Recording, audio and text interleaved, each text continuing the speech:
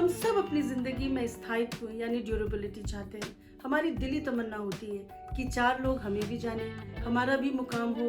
काश हम ऐसा कर पाते या फिर वैसा कर पाते, लेकिन हम ये भी मान लेते हैं कि यदि हम सीधे रास्ते से मुकाम हासिल करने की कोशिश करेंगे तो हाथ कुछ लगेगा नहीं, क्योंकि दुनिया जो है सीधे रास्ते वालों को कभी भी स्वीकार नहीं करती। खुदा का कलाम इस बारे में क्या कुछ कहता है, आइए वचन से सीखते हैं। खुदा के कलाम के साथ एक बार फिर से आपको पास्टर ऐना का सलाम। प्रियो, यदि आप भजन संहिता 92 उसके 12वें पद को पढ़े तो बड़ी खूबसूरती से जिक्र किया गया है कि धर्मी जन जो हैं वो खजूर के समान फलते हैं और देवदार के पेड़ के समान ऊंचे होते हैं। लबानोन का देवदार से इसकी तुलना की गई है।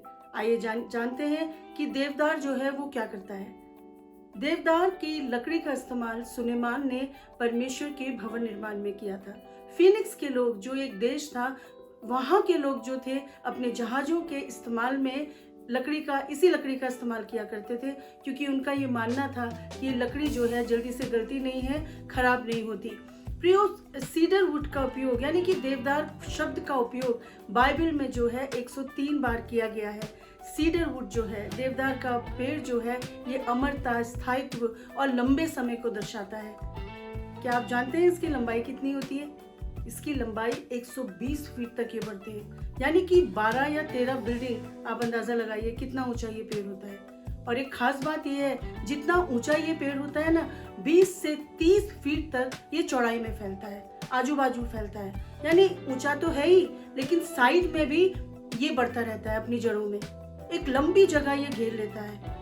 परमेश्वर के लोग जो हैं, धर्मी लोग, प्रभु का वचन कहता है परमेश्वर ना केवल उनको ऊंचा करता है, लेकिन उनको साइडवेज भी बढ़ाता है, उनके प्रभाव को बढ़ाता है। प्रियो, धर्मी जन लबानोन की तरह ऊंचाई पे चढ़ते हैं। प्रियो, इनकी जड़ें इतनी मजबूत होती हैं, इतनी पेनिट्रेटिंग होती हैं कि चट्टानों को भी भेदने की इनमें क्षमता होती है।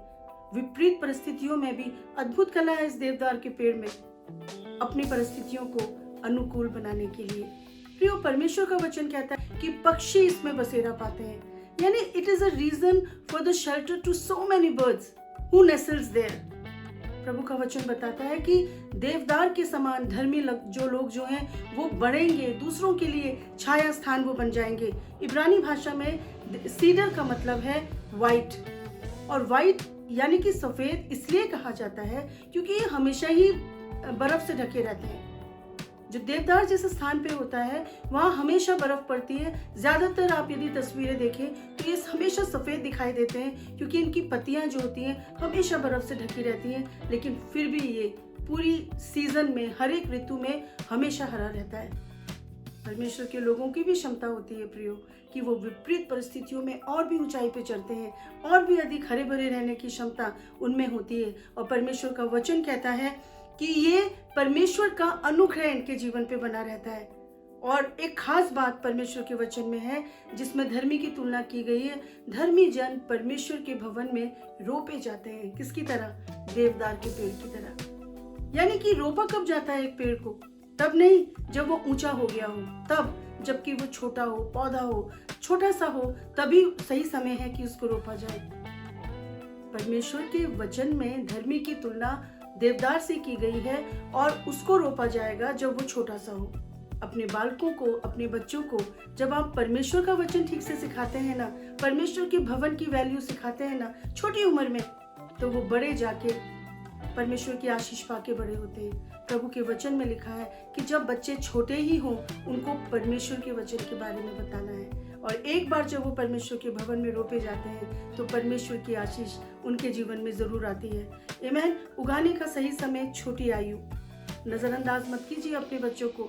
आपको लगता है वो कुछ नहीं समझ रहे, कुछ नहीं बात जानते हैं, लेकिन this is the right time to teach your children कि परमेश्वर जो है वो धर्मी है और उसमें कुटिलता कुछ भी नहीं है। देवदार की आयु जो है वो 120 साल तक रहती है, यानी कि अमरता, स्थायित्व, एक लंबे समय तक जीने की इच्छा। परमेश्वर आपको आशीष देना चाहता है। और दाऊद की तुम एक बात मुझे दिल को छू लेती है, हर जगह में हर बात में परमेश्वर को महिमा देता है प्रियो।